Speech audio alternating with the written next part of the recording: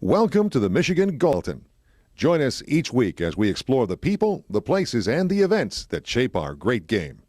A Michigan Golf Show with thousands and thousands of avid golfers here, and with a couple of avid designers of the game, Paul Albanese and Harry Bowers. Harry's from Michigan State, and we got Cornell man here. I'm a Michigander now, Jack. I've been here 20 plus years. Hey, Trent Jones was a Cornell man, so there you go. In fact, I played Trent Jones's course for 4 years when I was at Cornell, and quite frankly, to talk architecture, I cut my teeth on a Jones course, as did Harry, obviously being a Jones guy. So we had a lot in common in that regard, because for the first 4 years of my golf design career at Cornell, all I did was play Jones's course to practice for our tournament. So I'd have to say I have a lot of Jones in me. Well, you were the captain, weren't you? I was the captain in my senior year. Yeah, we often would say that we were a much better drinking team than we were a golfing team, though. It's true of a number of. I think Art Hill says the same thing about when he was at Michigan State. They had a good time. Now you've been very busy in Michigan, up north, up in the Upper Peninsula at Sweetgrass, which I found out is one of the four magic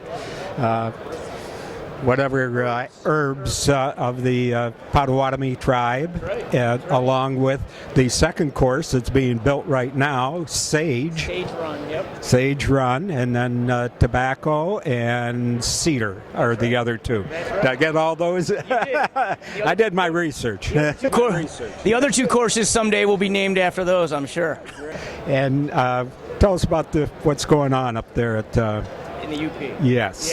Yeah, I'll tell you, I often say I have my Uper card because I've done 3 projects. This will be my 3rd project in the UP, so I know a lot about pasties and things that go on in the UP, and I'm proud to be a Uper. I mean, the folks up there in the UP are just really down-to-earth people. The land up there, if anyone from the lower Michigan has not gotten up to the UP, or anyone in the Midwest hasn't gotten up there, you really need to take a trip to the UP. It's gorgeous terrain, and I've been really lucky in being able to be on quite a few sites up there. And the current one we're building, Sage Run, is a site that is phenomenal. The views to the west are great.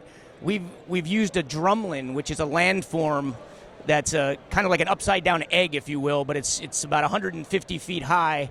And we tried to get the golfers to go up and down this drumlin throughout the routing, so that they could see the vistas throughout the routing of the golf course. So that worked out really well. We're excited about it. Oh, that's kind of cool. Yeah, it's better than a drone. Better than a drone, that's right. Drone, that's right. Wonderful site for you. Yeah, well, and as you said, the two courses at the Island Resort and Casino are two different character courses. One is more of an open golf course that's a little flatter. It's more of a rolling terrain. Quite a great golf course, too, at Sweetgrass. But the experience is going to be completely different between Sage Run and Sweetgrass, which will be great for golfers who want to come up and spend a whole weekend there. They'll get to play 2 different golf courses. Yeah, I was just going to say, the golfers have totally different experience, and that's a great idea. That is great. And then within the golf courses, we've tried to create different experiences through all the different holes, which I'm sure you as an architect, Harry, that was something I always try to do, is create a different experience here and there. You want to have variety, don't you? Absolutely. You want to try to give that golfer variety, but it's not always the easiest thing to do. I would imagine working in the UP with some of that property, it gives you, your mind probably can run wild with different ideas and different things you can do. It's great. We were just talking about making the game fun again. Yeah. We have to do it or we're going to lose golfers. I mean, the game's going to keep reducing if we don't bring that enjoyment in, and variety is great. You got it. Well, as you were talking about before we started here, what's the state of the game, and one of the things that we're trying to do is make golf fun again, as you said, but also speed of play. We need to make golf a quicker game. I'll get a little bit up on my soapbox here about the rules of the game. We all saw last year at the U.S. Open that the rule debacle that happened with Dustin Johnson, and those type of things, I think, are just making the game too complicated for golfers who want to get into the game, who are thinking about trying the game out, and then they see a rules thing like that, and they say, that's just too complicated, I don't want to try it. So we need to get the rules more simple. It's not just the Well, it's not just the rules, though, Paul. The USGA has gone crazy on this stuff. Every year we have a U.S. Open. They're trying to make every golf course like the British Open. I'm so sick and tired of this links land where it doesn't belong. Yeah. I'm tired of it. Just we've got so many. I was over there for a while. Yeah, but we've got so many great parkland golf courses here in this country. We should celebrate it instead of running away from it. I mean, what they did to Pinehurst was terrible. I mean, in my mind, they ruined it. Yeah. Now, to Harry's point, I wasn't going to start bashing the USGA, but he's opened the door on it. So I do have a problem as well with the USGA and how they go about running the tournaments, which is their introduction to a lot of golfers seeing the U.S. Open. That needs to be the forum for golfers to say, I want to play the game, and they're kind of going about it in the opposite way. Can you imagine any guy that was thinking about starting the game of golf when he watched it when it was at Pinehurst? And he's watching some of the greatest golfers around shoot 85, 90. Makes you not want to play. You're not going to play. No. I want to go and play. I want to start that game. That's right. So that's one of the things we're trying to do at Sage Run, and I think we did well at Sweetgrass, and I know Harry's done on his designs, is trying to keep it. What I like to do is make it a difficult birdie, which I know is a little different than Mr. Jones, who's won a difficult par, but I like to make it a difficult birdie, a reasonable chance at par, and then a very easy bogey, and double bogeys and triple bogeys more or less don't come into play. Couldn't agree more, Paul. We need to do that. I mean, I don't know how we get it through to the rest of the designers in the business, but we need to. I mean, we just need to. Yeah. Well, I like your course in Lansing there at Eagle Eye. It's my partner's Chris Lutzke, my partner. Yeah, right. He did that back in 2004. He did a wonderful job. It's consistently ranked the #1 course in Michigan as a public golf course, which we're incredibly proud of, and Chris is very proud of too. Now he came up under Pete Dye, who a lot of golfers can have a lot of problem with Pete. No, and that's and he doesn't care about it. He doesn't, and quite frankly, Pete designs for a whole different element of golfer. He goes out of his way to make sure that the pro is beat up. But if you look at Pete Dye's designs on many of his, especially in the last 10 to 15 years, his older stuff might be a little more penalizing. But Pete goes out of his way, and this is a lot of credit goes to Alice on this actually, of making sure the golf course is fair and playable from the up tees. Right. Pete will always put in some real far back tees and really beat up the pro. Right. But Pete is very cognizant of those other golfers.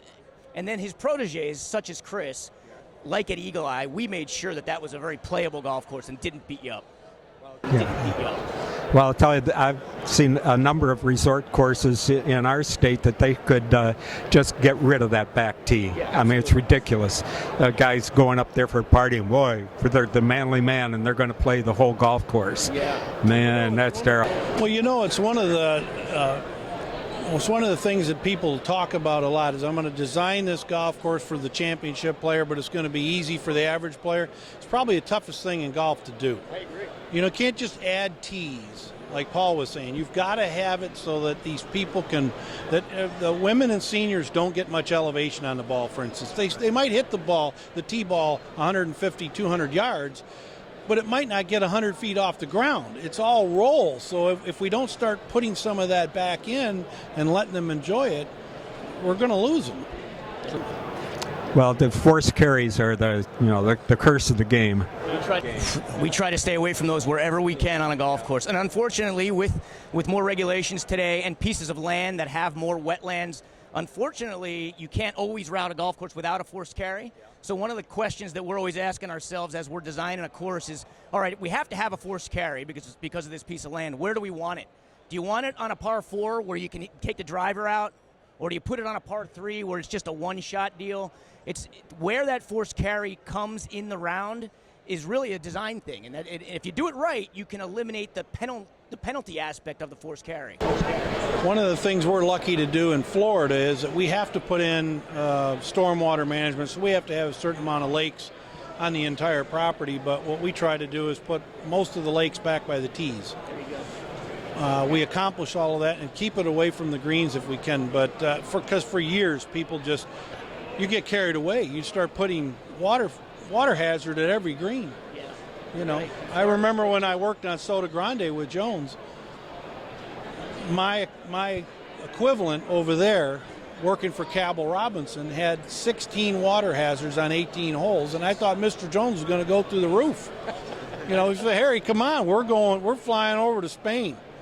This guy is, you know, and we had to fix it, and we did fix it. But, you know, golfers get trapped into that, and that kind of goes back to what we're talking about on some of these PGA Tour players that want to become designers. If they don't have a competent designer with them, they tend to make mistakes like that, and you end up with hazards in the wrong spot. I can find it. And especially if there's water. Yeah. I'm the world's #1 aquaphobe.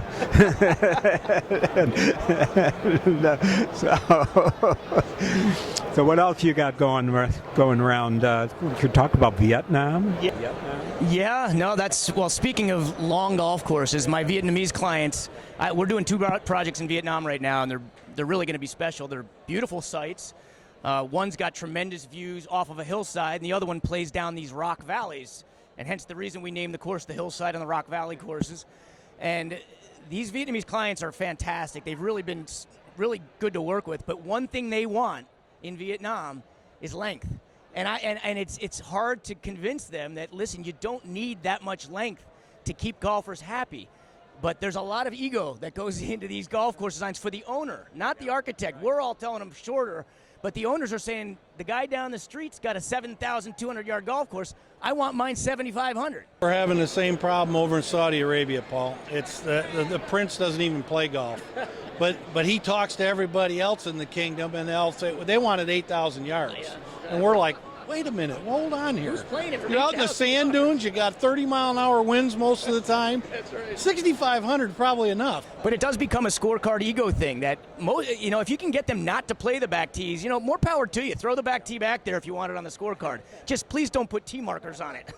The problem with that is, anytime you put a tee in, the darn golf pros got to use it. No matter how many times you tell them, look, this is a scorecard tee.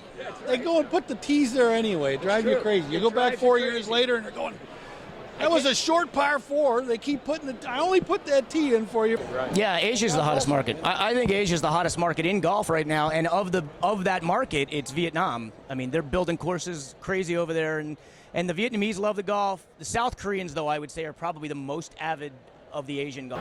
Well, I was surprised you mentioned when I asked you who plays the course in Vietnam, you said there's a lot of South Korean business there, and the businessmen come over and do their job, whatever, and then they want to play golf. And obviously, Korea has gotten golf crazy, especially you look at the LPGA and how many great players there are. And now they're starting to get more of the men who I think their military service kind of stopped some of them from going into golf, but I think that's been... Well, I was telling you guys a minute ago that for me to have a one-day meeting in Vietnam takes me about a week to do, because it's 2 days of travel. We have the meeting, and then it's 2 days of travel back, so it's pretty crazy. I know that on Friday afternoon, when I look back on the week, and I know that there were 4 nights, I realize I've only slept in a bed 2 of them. So somehow I lose 2 nights on there. And then on Saturday, your wife wants to know why you don't want to go out to dinner. Exactly. So, how about you, Harry? Where are you going internationally now? Only international job we have is Saudi Arabia, and it's kind of on hold right now. Saudis are kind of fighting some people down in Yemen right now, but it's a great site. It's spectacular. Where did you go with Jones internationally when you worked with him? Oh, geez. Japan, Spain a lot. Of course, we had an office in Spain. Bermuda, Canada, Caribbean, Mexico, Hawaii. Well, they're going all around the world, but the boss is saying we've got to wind it up. So we've been talking with Harry Bowers and Paul Albanese, and I'm Jack Berry.